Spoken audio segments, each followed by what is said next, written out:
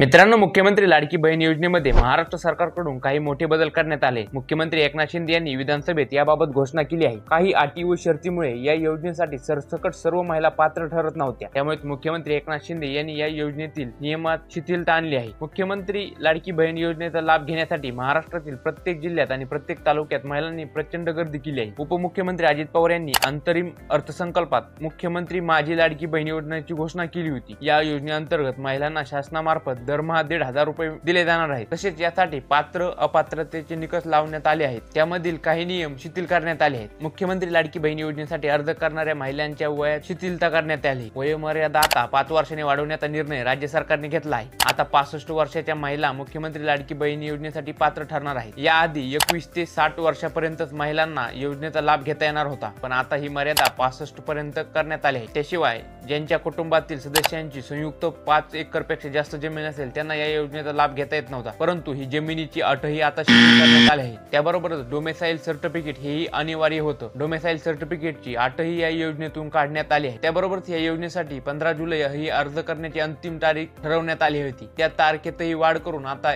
31 August पर्यंत या योजनेसाठी अर्ज करता येणार आहे। मित्रांनो, ही महत्त्वाची माहिती कशी वाटली कमेंट मध्ये नक्की सांगा। व्हिडिओला एक लाईक आणि चॅनलला सबस्क्राइब करायला विसरू नका।